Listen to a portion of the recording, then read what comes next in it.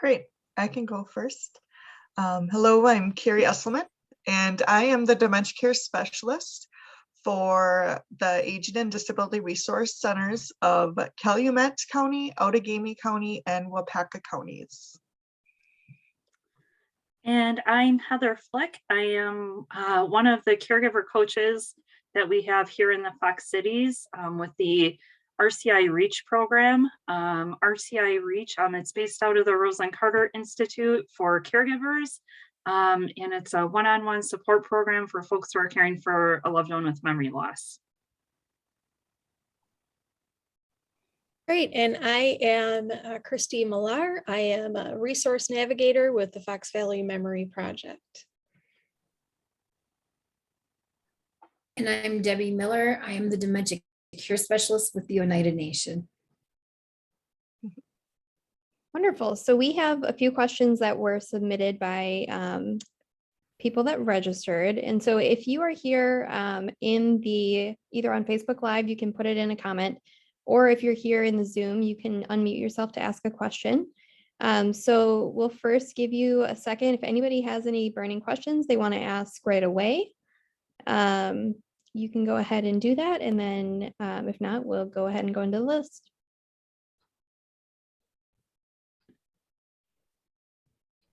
No burning questions. Yeah, it's okay. That's what we have the list for. So our first question is, could you give some suggestions on how to talk about memory loss with the individual, with an individual in the mid stages of dementia if they are only aware that they are slipping a little bit and being forgetful?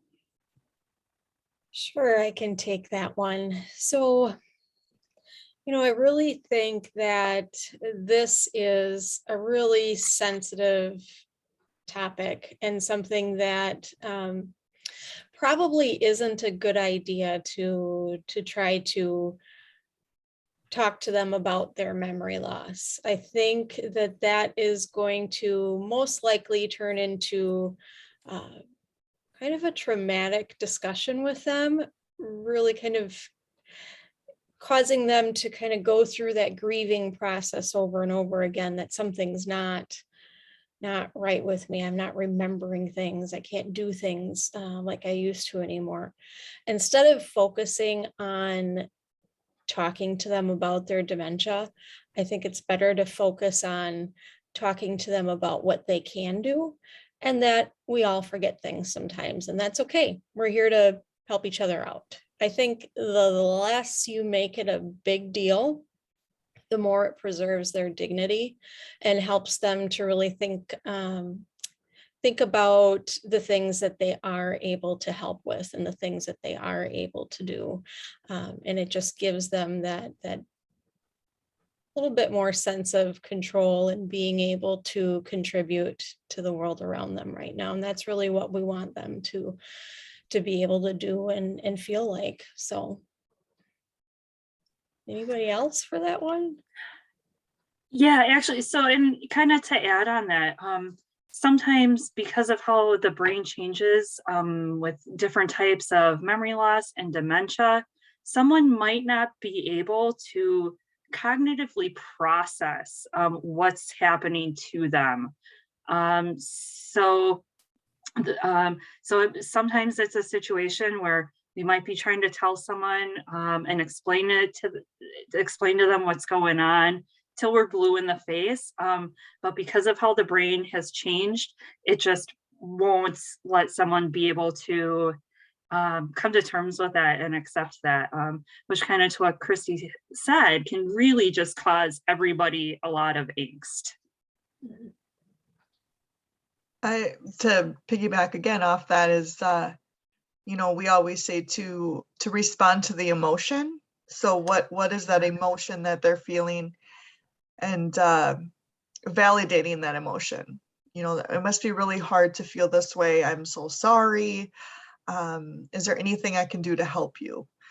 And so just validating those emotions that come along with their forgetfulness or their lack of able to communicate or verbally speak. Okay. So our next question is, what do you suggest when there are differences in how family members deal with the disease? For example, some are being more realistic about the need to make difficult decisions like memory care, and others are not really able to get their arms around what is inevitable. I can take this one. As a dementia care specialist, we do a lot of, and the others on here do a lot of family meetings, and whether that's with the individual that has a diagnosis or not, the differences in family members are going to happen because the dynamics between the adult children and mom and dad, or if it's a step parent, there are a lot of dynamics there, and those relationships could have been positive in the past, or could have been a negative relationship in the past, and therefore, you know, someone with dementia may not remember that negative emotion that came along with that relationship. And so that's where a lot of the different dynamics come in. Understandings and the difficult decisions can be hard to make when not everyone is on the same page. Believe it or not, there are a lot of tools out there, and we are all aware of a few tools that can help navigate through those conversations. So whether it's a tool like worksheets that everyone can fill out and then come together, or if it's a mediator, so someone that can be that middle ground to come in and speak with the family all at once, to give more education and more knowledgeable decision making with those families. Anyone else? That's great. I think you hit all the points. I think a lot of it is a little bit more education. And I think once people are able to grasp the process a little bit more, I think they're able to try to understand and work together as a family a little bit more. Yeah. The family dynamics happen, and sometimes those things just don't heal as easily. And so all of us are capable of being that middle person and really helping the family out with being that mediator. And a lot of For- times it's not knowing what's out there Yeah, that can help. absolutely. And no one's family is perfect. No one has a beaver cleaver family. Not even them on the show, and they were a fake family. They did not get along. They fought all the time. So it happens to us all. Great Trust me. analogy, Heather. All right. So our next question is, what do I do when somebody says they want to go home, but they're already home? Oh, that's a good Mhm. one. You know, I think we really need to kind of think about what home is. Okay. Home is a feeling for many of us. It's that place of comfort. It's the place where we can just relax and be ourselves. It's the place that we're used to going to every day. It's where we feel loved and accepted. It's where we can go for a quiet place, right? So I think sometimes saying I want to go home, we need to find out what is an unmet need that this person may be looking for right now. But I think we also need to validate what they're saying. I want to go home, right? So maybe saying something like, yeah, you want to go home. Is there something you need there, or do you just want to be there? You know, opening up that conversation might help with finding out what that need is that they're looking for. Once you find that, if you're able to meet that need, that would be great. That might calm the situation. Sometimes I want to go home could mean I need a different surrounding. I need a different environment for a little bit. You know, maybe take a ride to the ice cream shop and get an ice cream and then come on back and hey, we're home, right? Mhm. I think finding out what they need, validating what they're feeling, and then remembering that sometimes home isn't the place that they lived for the last 30 years. Sometimes home is the place that they grew up in, and that's where they are in their process right now. And so even though they've been at home for 30 years, it's not the one they're looking for, right? So sometimes getting them to talk about something else, or talk about what they're looking for at home or missing, and getting that conversation kind of to trail off on, oh yeah, I remember that, or I recall that person, or oh, I really loved how mom's bread smelled or the cookies she made, you know, and getting off into a conversation that way to kind of redirect the trail of I need to go home. A quick and easy way to remember it is kind of like what Kristy said, like think about the emotion behind it, but R&R, reassure and redirect. So you reassure them like, yeah, like dad's coming to pick you up soon. Or yeah, like, yeah, we'll be going home soon. But in the meantime, like, let's get a snack, or in a quick pinch, oh my gosh, what's that out the window? Something to kind of redirect attention to. Right. And also going to their reality of where they're at as far as the time of life that they're in. And like Heather said, you know, we'll head out for home in a little bit, is, you know, a lot of people feel like that's lying. And I can't lie to my mom, or I can't lie to my dad. But what we call it in the world of dementia is therapeutic fibbing. And it's telling them a comfort of everyone is safe in their reality. So we're going to their reality, and we don't consider it lying. We call it therapeutic fibbing. And it brings them comfort. And if it brings them comfort and makes them feel safe, then that is what we are going to accomplish. Mm-hmm.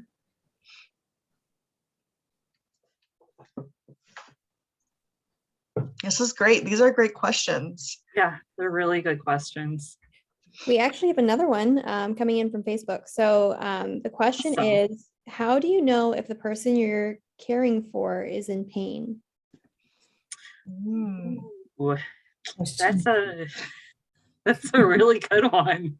Yep. I mean, I can jump in. Yeah, Yeah, go ahead. If they're not verbally able to express that they're in pain, what kind of go off of is that sudden change of behavior. So whether they're verbally a little more aggressive, or nonverbal, if they kind of close up a little bit more, if they start hitting something repeatedly, that's a sudden change of behavior. Appetite as well, if changes in appetite. So it's that nonverbal communication that you really want to pay close attention to, and those changes, sudden changes that you notice, can be a form of communication of pain. And asking them if they're in pain, they may just say no, but don't just go off of that initial answer. Sometimes it can also be a grimace on their face. You know, maybe they're looking agitated. Maybe, you know, like Carrie said, maybe they are more agitated. Maybe they're pacing. Maybe they won't. Maybe they usually like to sit still, or they want to do something quietly, but now they're pacing and they're frantically pacing. You know, maybe it's holding a body part a little bit more tenderly than what they usually would.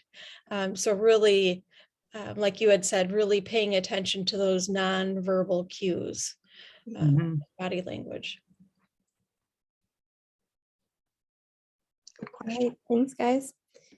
So our next one is, what's the best way to handle delusions? And is that part of dementia? Oh, that's another really good one, and it kind of goal is and is kind of based off of that what we just talked about when someone asks to go home. So delusions and hallucinations can definitely be part of any type of dementia, as the brain changes, so does our perception. And our perception is our reality. So whether it's someone who like thinks they're at home and is at like or thinks that they're not at home and is insisting like, nope, like you gotta take me home, or at the complete other end of the scale where someone's like, yeah, can you ask these people that are sitting in the living room with us to leave because I'm done. And everything in between can absolutely be part of the memory loss journey. And it's really thinking about same kind of concepts as if someone wants to go home. If it's a hallucination that someone's having, it's first like kind of seeing if it's something that's threatening and scary or not. Sometimes it's threatening and scary, and then that's a whole different animal, because then you really want to reassure and say, nope, like we've got this. Yep, I'm calling the police right now. If it's something that's non-threatening, if I'm seeing, like, for example, if I have dementia and I'm hallucinating that there's some kids playing outside, not necessarily threatening, but if my spouse then tells me like, what are you talking about? There's no kids outside. I'm gonna feel pretty terrified. So if it's a hallucination that's not really threatening, it's like I get that reassurance or saying, oh, okay, what are they doing? And then maybe redirecting to something else, like saying, all right, well, let's go in the kitchen quick. I need some water. Same kind of concept with delusions. If it's something really scary, then we want to address the scary part of it. But at its basis, it's reassuring our loved ones that we've got them, everything's okay. Really redirecting to something else. And that's where, sometimes there are very specific things that our loved ones can have hallucinations about or delusions about. And that's for really, like, when we're in the midst of caregiving, that is not when our brain is at its creative best. So that's where, like, all of us, like, and the people around us are our best resources. If I have a loved one that's struggling with hallucinations, I'm probably going to call one of these people to help me figure it out, so that we can, as a team, really kind of come up with some creative ideas on how to tackle it. And for me as a caregiver, to get that out, because that's scary. And that's tough at best to watch my loved one go through that. And sometimes when it is one-on-one, if you're the caregiver and your loved one is, accusing you of stealing something or saw you steal something, it's best to get to that bad person. And it's not fun being that bad person out of line of sight. And so if there's a neighbor you could call on, or one of us, to call on, that we've been in those positions, to come in and step in and help that caregiver out. And it's not the fact that we really think that you stole that purse. It's the fact that we need to step in to be that validator. And we have, sometimes caregivers have called the police departments, and that's why we do a lot of training with police departments, so that they can come in and be the kind of that de-escalation of a situation, to be a new face to that individual and get them redirected and engaged in something different. Yeah, and I think in my experience, when people tell a person that's having delusions that that's not happening, that seems to escalate the problem. Absolutely. More than just validating what they are experiencing, because it is what they are experiencing, and being that person to help solve the problem instead of telling them they're not experiencing it. Yeah, if I truly think I lost my purse and you tell me to come have a cup of coffee, I'm not coming to have a cup of coffee with you. You need to help me find my purse. Exactly. So those feelings are definitely real. That stomach in the throat feeling of losing something is absolutely real. So, yep. Mhm. So you guys mentioned calling you guys for some help, and I'd like to take a pause here and maybe could each of you describe the programs that you provide and how you might get in contact with you guys? Sure. So I work at the Fox Valley Memory Project, and it's pretty easy to get a hold of us either by our email or our phone number. And unfortunately, I don't know, Harper, if you could put a shout out for the phone number for our main line there. I don't have it in front of Sure me. can. Yep, You our can. phone number is 920-225-1711, and we'll put that in the chat as well. Wonderful. And so you really just, you can contact us, let us know that you're looking for information, for support, and that you would like to get in contact with the resource navigator. And we will get in contact with you as soon as possible, either by email, by phone, and we can even do home visits if that's what works best for you.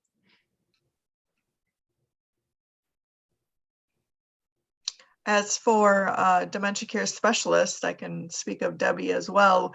Every county in Wisconsin has an aging and disability resource center.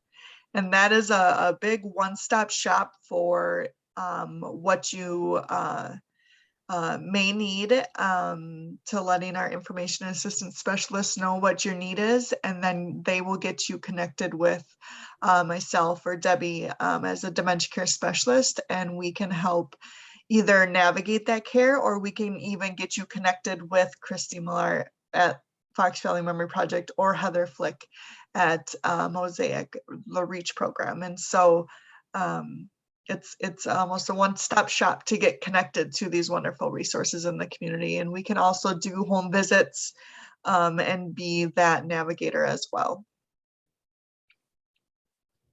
Yeah, Thanks, and I have Harper. another team member, Sarah Swan. She's another resource navigator with us too. So got lots of people to help. Yeah, so and with the REACH program, and I'll put a link to where you can read more about it in the chat, as well as our phone number. I got it, And the Heather. REACH, what was that? I've got it. Oh, okay, perfect. Thanks. So the REACH program is an evidence-based one-on-one support program for folks who have someone in their life that they're caring for that is anywhere along the memory loss journey. So what myself and my colleague Susan and I do is meet with caregivers and families one-on-one, and we troubleshoot different difficulties that might be going on at home. We kind of troubleshoot and talk about different ways to approach some of the specific things that might be happening. So some of the questions that we've been talking about so far, what we do with the REACH program is take a look at like what's going on at home and kind of help look at the whole picture. So it's kind of like a personalized one-on-one class for caregivers. We do everything from safety evaluations, connections to community resources, everything in between. So you can call us at our phone number, or get in contact with any of these with any of the other folks who are on the call, and they can help make those connections as well. Our offices are based out of Mosaic Family Health, but folks don't need to be patients at Mosaic to participate. It's a community-based program that's open for everyone.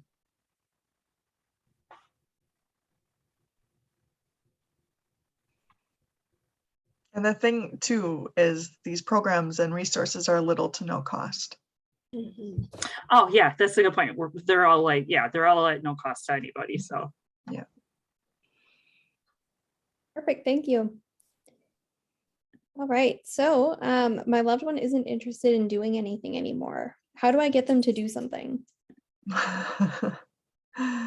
So with this, I like to say the hardest part is that caregiver accepting that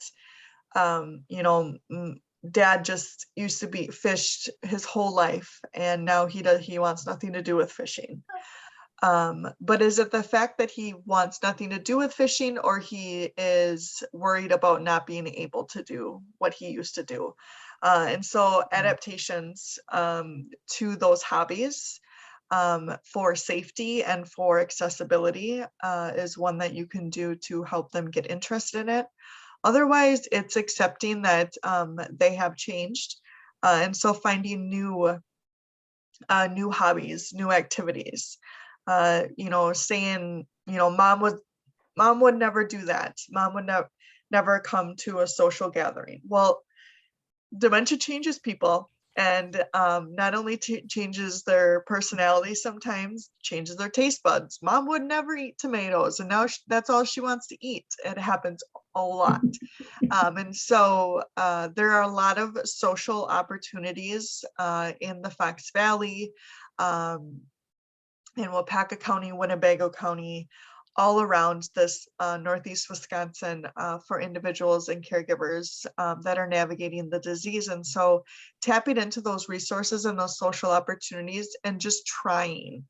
If you ask the loved one, do you want to go to a memory cafe? And they say no.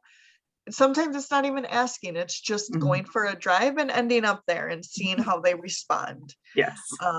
And so not asking necessarily for permission, but just doing and trialing. So it's going to be trial and error. And one day they might love it, next day they might not, but doesn't mean that you should stop trying new things. And simple tasks can be very meaningful as well. If mom was always a homemaker, folding laundry is important. So not making her necessarily carry that heavy basket up and down the stairs of doing laundry, but give her a basket of towels to fold, letting her stand at the sink and do the dishes or dry the dishes while you wash. Those are still meaningful activities that we can offer our loved ones.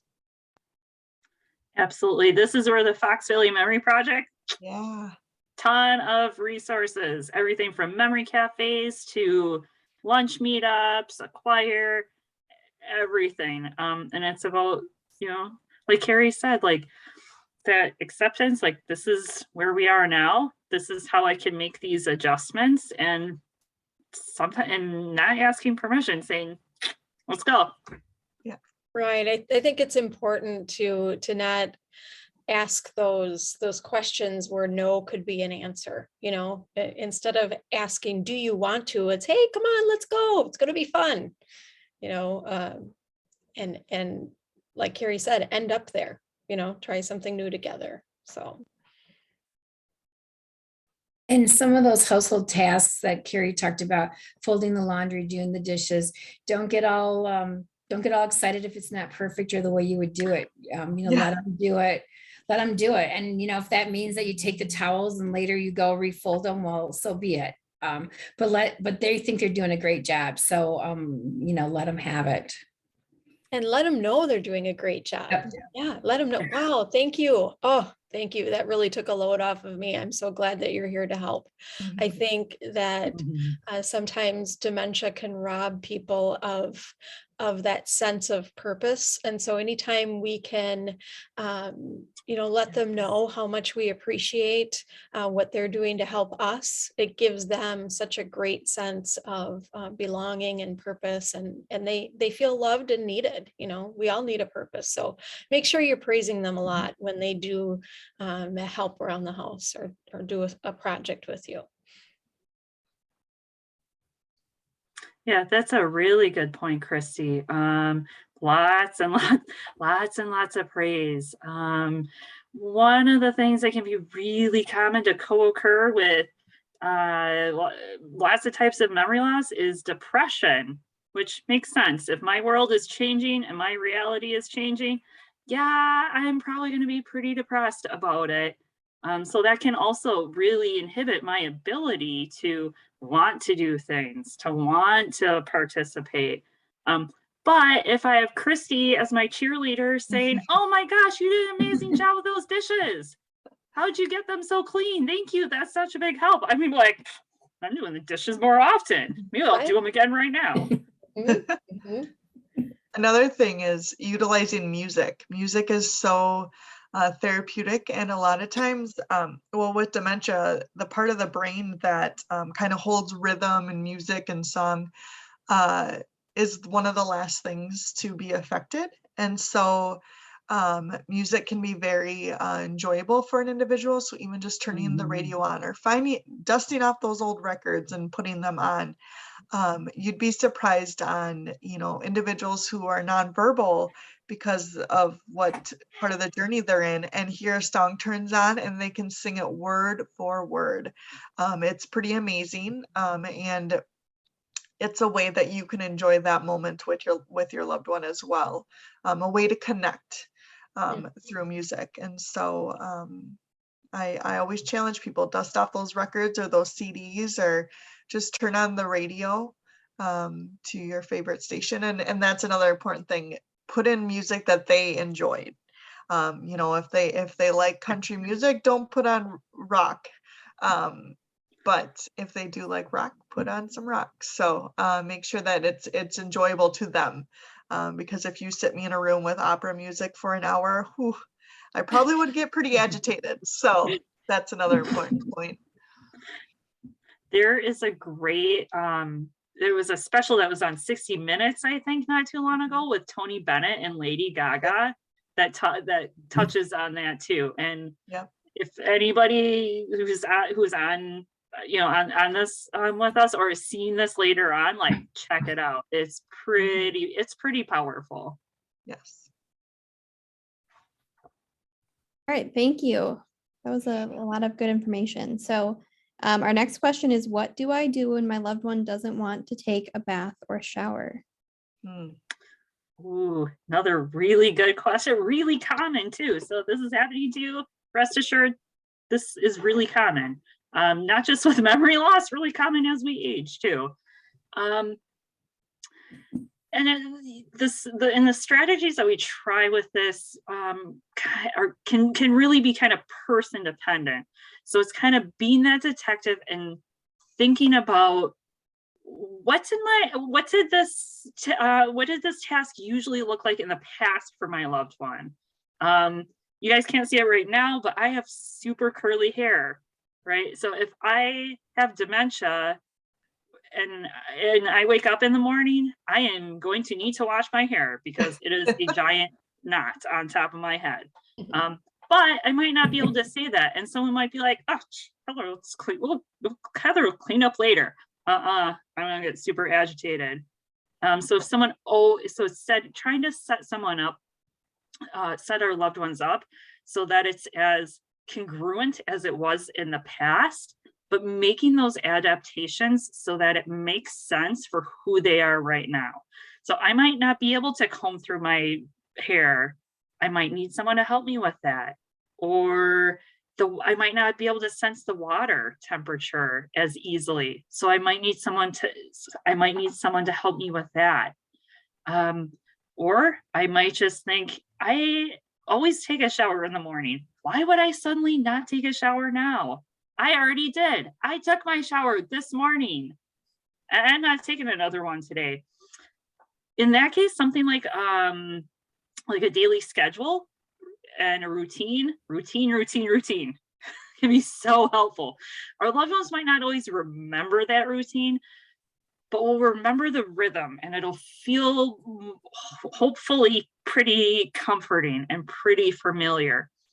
And then if I couple that routine with something like, maybe it's a checklist, so that me and my partner can check off together when I took my shower, so that I can visually then see, okay, no, you're right. Like, I didn't take a shower. And if all else fails, just wait and try it again. It's also kind of being realistic, right? I might not need a shower every day. I might have taken a shower every day in the past when I was running around and doing 100 things during the day. But if I'm more or less at home, I might not need a shower every day. So it's kind of being accepting what's happening too. Did anyone else have like tips on this? This is what we could probably talk the entire rest of the time about. Yeah. This. Right, just about this. Right. You know, I think that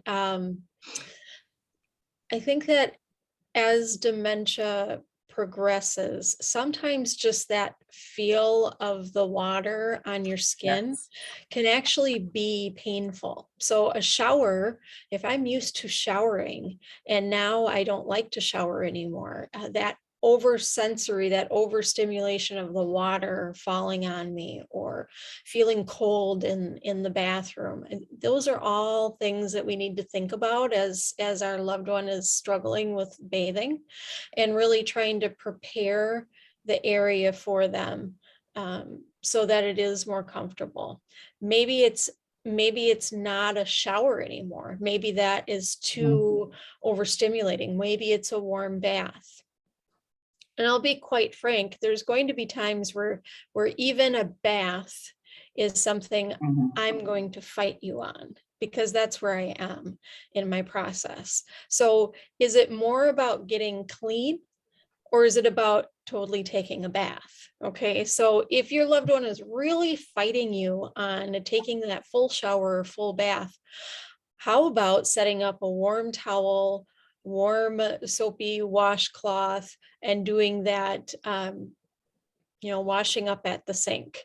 If you're going to, the purpose is to get clean, right?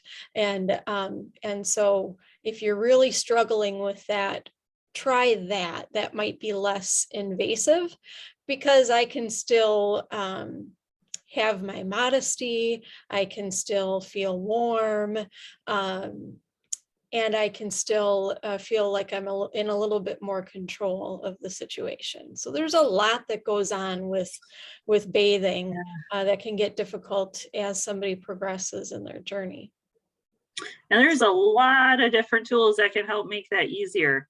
Everything from like benches, heat lamps, dry shampoo things, wet wipes, or damp washcloth. You don't have to call it a shower or bath either. You can say, oh, let's have a spa day. There you go. Ooh, that sounds pretty good. Warm towels from the dryer. Yeah. Yeah, I was gonna say, just make it an experience. Maybe just like a hand massage or a foot massage during it, or taking them to the salon to get their hair washed, and you just do a bed bath. After that, it's all about thinking outside the box, and not just you need a shower, you need a bath, we need to get you clean. And like we've said, we're all here to help you walk through that too, if that's what's needed, that support to you, the caregiver, to help the individual. Yeah, absolutely. This is also where, like, with probably everything that we talked about so far, how we are doing as a caregiver makes a huge difference. If I am tired and I'm spent and I'm like, oh, it's time to take a bath, like, come on, let's go. Like, that does not sound very fun. I'm not coming with you. Right, yeah, like, no one, I don't even want to go with me then.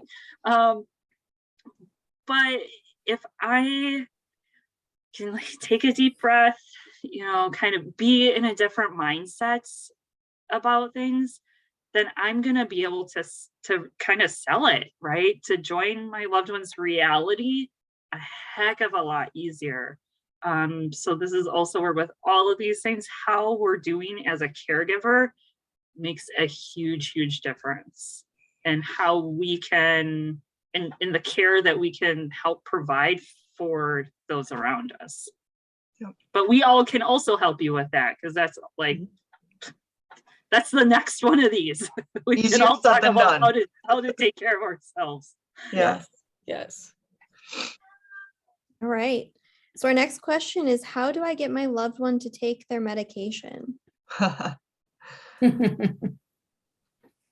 Well, That's a good question, right? So when somebody's refusing their meds, there's a lot of things, you can think of different techniques you can use. But I think, first, if they want to take their meds, you've prompted them a couple times, then stop, walk away, do something else, come back and reapproach. Maybe they've forgotten about it and now they'll take them. The other thing to do is just kind of pay attention to your surroundings. What's going on when you're offering the meds? Are they in the living room watching TV and now you've interrupted them from their show? And well, if you interrupted me, I don't know that I would want to take meds either, if I'm really into something. Or have they, are there a lot of noises going on in the house? Is there other things going on that's distracting them? Or did they just wake up? Were they dozing before they got their pills? Or maybe they got up and you're offering their morning meds and maybe they're just not alert enough to understand what's going on. Or are their pills just too big? They look at their medications and they're just, some of those medications are just, they're big. And, maybe they're afraid they aren't going to be able to swallow them. Or are they at a point in their process where they think that you're trying to harm them, that they're poison? And so they don't want to take them. Those are all things, when someone's not wanting to take their meds, to look at all of that aspect and see if you can find an answer on that. And a routine, like Heather talked about the bath. The medications are a routine too. Try to, however you do the medications, try to do it the same way every time and try to do it at the same time every time. Like if every morning, they have a cup of coffee, they have their toast, and then they have their medication. If that's how they do their morning meds, then try to do it that way all the time so that they can get into that rhythm of what the day is going to be like. If you're asking them, use real simple language, and hand them. Put their pills in their hand them a glass of water. And maybe if you're taking pills too, or if you don't take pills, maybe you can take a Tic Tac or something and you take your medications at the same time. Here's your pill, here's my pill, here's your drink. Okay, now we're going to take them. Ready? 1, 2, 3. Now we take our pills, we do it together. Cheers. What? Oh, Cheers. yeah. Yeah, you can say cheers. Little mimosas, maybe. I don't know. Yeah. So they can mirror that. Also look at, is one of the reasons they're not wanting their medication, is there a physical problem? Are they not able to swallow those pills? Are they afraid that are they afraid that they might choke or not be able to swallow? Some people have swallowing problems way before dementia hits with doing pills. And so I look at my mother, she takes her medications and she puts them halfway down her throat. I'm thinking if she ever gets dementia, no one will know that. And she'll be afraid to take her pills because no one's going to know how to do that for her. So is that going on? Maybe you need to talk to, maybe they need to be crushed, or maybe you need a liquid. Don't do that before you talk to a pharmacist to see if that's okay, because not all pills can be crushed. Maybe if you get them crushed, or you get a liquid, you can put them in some food, something that they really like. So it makes it more enticing for them to get their medications. And is there a time of the day that's better? I know medications are scheduled, but maybe there's a time of the day that they would be more receptive to medication. Maybe in the morning, they're just not morning people and taking pills just isn't something that they want to do, like maybe a few hours later. And again, you'll have to talk to the doctor, if medications can be changed or whatever. And then, maybe the medications they're taking at some point, maybe you have a discussion about, do we need all of these medications? Of course, you always want to take things that are important, but maybe there's a point where maybe some of them could be discontinued, and it would just make it easier. So that's kind of what I have. Anybody else have anything else? Those are all the tricks. Yeah, Yeah, those are that's great. those are perfect. Yeah. Well, yeah, I mean, and just knowing that, there might be some different forms of Yeah. administering the medication, and that can be, helpful too. Yeah, that's great. Good question. Great. So That's our a good next question. question is, how do you know when you can't do this anymore? And I think what they mean by that is when you can't do this at home, when you can't be a caregiver 24/7 anymore. Ooh, that's Yeah, that's hard. What I guess when to help caregivers navigate that thought or that question is, what safety. Think about safety. The safety of the loved one is important, but also the safety of the caregiver. We you. want to make sure that Mhm, you're yeah. taking care of yourself, you're getting sleep, you're not dehydrated, because without you, we need you. And so I think when it comes down to that, the safety of your own health, if that's getting jeopardized, then I think it's starting to have that conversation. And not only, I think caregivers understanding when it's time is, exploring the options that are out there for, what's after your loved one living at home. What are the options? And I think that will make your decision easier, knowing what's next, because the unknown is scary. And so you hold off, and you don't do it until and there's a crisis. And so to be proactive and exploring, what places are out there, what they're eligible for financially, and what is included in a memory care, when that's needed, and how long, and all the different services. And that's something we can help you navigate as well, as far as what that looks like. But getting rid of that unknown. Educate yourself on what will be next, and prepare yourself so that when you do feel that pressure of, I think this is time, what the next step is. Yeah. And every caregiver, we all have those moments where like, I cannot do this anymore. That's why we need a care team, so that when we feel like we can't do this anymore, that we have those different options. Yeah. Whether it's calling someone and saying, just crying on the phone and saying, I can't do this anymore, having respite. Like Carrie said, there's a lot of different options. There's a lot of things between like, yep, I can do this, to no, I'm done right now. And there's a lot of things in between that can help make that easier. If we're starting to have those, or starting, or have had, or are feeling right now, I can't do this, that's absolutely the time to call someone and really like lean on the people around you, lean on that support team. That support team is not always our friends and family. Oftentimes it's people like us, who get it, and can help think about like, okay, what can we do? What are those next steps? And even if I've never had like that thought of like, gosh, even if it's never crossed my mind before that like I can't do this, form a plan B, because we will be so glad to have a plan B if we need it. Yeah, we will be very glad to have a plan B if we need it. It's better to be over prepared than not prepared at all.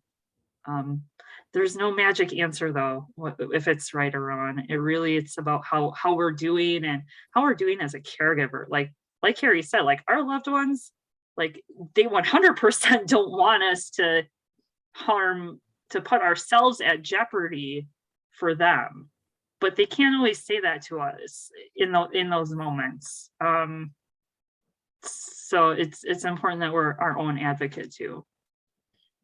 And every caregiver has different limits. So for you to sit there and say, oh, my friend Jane cared for her husband to the end. Don't expect that to be you, and don't think that you have to be that person too, because Jane's husband was a different person than your husband in different situations and different circumstances. So don't compare yourself to other caregivers or try to think that everyone's in the same situation, because every situation is different. We could probably all tell you that. And so like Yes. Heather said, you know, your care team does not always have to be family. Lean on your resources in your community, because there are resources for you. Yeah, the And Fox if there's- Valley is very rich Yeah. with resources, and any of us, you know, are fully prepared and want to walk alongside families to be a part of that care team. And really, if you don't have a care team yet, to really help you develop a care team and help you find out who to pull into your care team, so that you're not feeling like you're doing this alone, and so that you know, somebody can walk through that with you and your loved one. So ditto to what everybody else has said. There's no right or wrong answer. Each person is different. Each situation is different. Each journey of dementia is different. And so we just all need to support whatever decision that caregiver and family has decided, and walk you through that. And even if you're not in the Fox Cities, call us anyway. So we can still be part. We can still be part We of your can care direct team. you. Yes. We are a global society now, so yeah, we can definitely still help. All right. So our next question is, how do I encourage my husband to use the bathroom when he indicates that he wants to? Oh. And I think this is talking a little bit about sometimes people get confused about, you know, what is the toilet, or what do I need to do when I'm in here? So they might know that they want to go to the bathroom, but how do they do it? Okay. You know, that's something very common that can happen as a person progresses through their journey. I just, you know, I think paying attention, being that detective, paying attention to body language, you know, paying attention to their schedule. Let's say that you're noticing that, you know, my husband is wandering over by the plant every day at 10 o'clock in the morning, and I'm finding surprises there. Okay, so when you're recognizing that there's a schedule that this is happening, you can develop a bathroom schedule, okay, where you can encourage him to use the bathroom right before those times. So saying something like, "Hey, honey, come with me. I want to show you something." You know, and using that the friendly body language, "Come here, I want to show you something," and walking them to the bathroom. Okay. Sometimes I get into the bathroom. If I'm a person with dementia, I get into the bathroom, I can stand in there and not know what I'm looking at, not know what to do anymore. Because if we think about all the different things that we need to do in order to actually use the bathroom, there's lots of different sequences. And as a person progresses in dementia, that ability to process those sequences isn't there anymore. Okay. So sometimes I need somebody to come alongside of me, walk me into the bathroom, let me know what we're going to do next. Okay. So maybe it's hand under hand, and you're helping me to, you know, pull down my pants so that I can sit down. All right. And maybe I'm a little bit afraid of where I'm going to sit because I can't see the toilet. All right. You can't see the toilet behind you. So sometimes it's bending down at the waist with that person on the side of them and saying, "Oh, I see the toilet. Okay, you can sit." So when they can see that, when they know there's something behind them to sit, they're more likely to sit instead of freezing up. Okay, so kind of taking those steps, walking them through each step of going to the bathroom, talking to them through it, so that they know what's happening each step of the way. But I think if you're noticing that, okay, my husband is not using the toilet, but he is going to the bathroom in other places, recognize that to a person with dementia, a wastebasket might look like a toilet. Hamper. A plant Well, when I was a kid and I was outside, I didn't go inside to go to the bathroom. I just went in the bushes. Okay. Especially as a boy. So why not use the plant? Okay. So this is the thought process. So we need to be those detectives and kind of pay attention to the times that they need to go and assist them to the right place in order for that to happen. Okay. In the right place. Yeah. Carrie and Debbie, do you guys want to talk about Trualta a Yeah. little bit? Because it has some like really good videos. Right. So yeah, as we keep talking about resources, like we are that face-to-face or phone call resource, but there's a lot of resources out there online, and there's a wonderful resource that we refer people to often. Harper just put that in the chat. It's trualta.com, and it's a Wisconsin caregiver, trualta.com, because it is free to Wisconsin residents that sign up under that. It is a plethora of resources all in one spot. There's videos, there's little quizzes you can take. So whatever your form of learning or gathering information is, there's that avenue there. So there are many different topics, from caregiving to communication to family dynamics to bathing or driving. How do you handle that topic? How do you talk through that? And even local resources are listed on that trualta.com. And so I would encourage you to sign up for it. It is free. And as caregivers, or as dementia care specialists, we can assign modules to you that come new, because there are new modules that come up quite often. And you can get kind of on that mail list too, that you get email reminders of what new topics are there. And sometimes they even do things like this, where you can submit questions and get other caregivers asking those same questions or giving feedback on what has worked for them, and a great way to connect. So check that out. And I just saw the VA has some great resources as well. Absolutely if you have a veteran, get in contact with that VA. It also helps spouses too. So if you are a spouse of a member, there's services out there for you as well. Thank you, Christine. All right, well, we are getting close to the end here. So unless anybody else has any more questions, and I'll give you a minute to do that, maybe we can just go around one more time and just say how you can get in contact with each one of us. For myself, you can contact one of the 3 Aging and Disability Resource Centers, the Calumet, Outagamie, or Waupaca. And if you even contact wherever you are in the state of Wisconsin, contact your local ADRC and ask for a dementia care specialist. We are very excited because in 2022, by the end, we're hoping that every county will at least have a part-time dementia care specialist to help navigate through the disease and resources. So utilize those resources. So you can find the contact information online for your Aging and Disability Resource Center. And if you're not quite sure which one or what county or how to get in contact, our contact information is in the chat. And so you can always get a hold of us by email, phone number, smoke signals.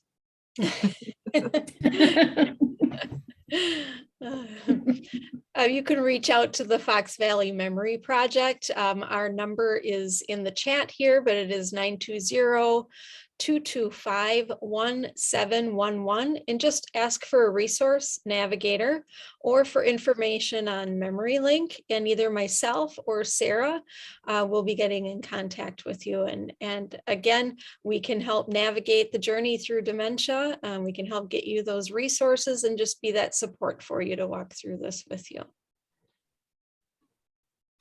And you can reach us with the REACH program. Email, our office phone number is 920-997-8407. And really, yeah, like we are here to help you guys along this journey. And I can be reached through our community health department at Oneida, and my phone number is 920-869-4854. And the great thing is that we can all work together. We can reach out to We each are right other now. for help. Yeah, we do. We do. So it's a great team. It's a great community. Yeah, really if is, you don't know a who to resource reach, which one of us to reach out, just any one of us. Mhm. Yeah. And we can get you connected with what you need. All right, thank you guys. When will you meet again? That is a question we just got on the chat. So if there's interest, we can definitely do this again. We will take that back to the team and look into scheduling another one. That'd Yeah, be and wonderful. thank you all for like Yeah, participating in this and watching this later on. Yeah, great questions. They're great questions, and the fact that you're exploring this kind of stuff is pretty huge. All right, well, that is it for tonight. Thank you all for joining us, and we will hopefully hear from you soon. Thank you. All right, Thank have a good you. night, everyone. Have a good night.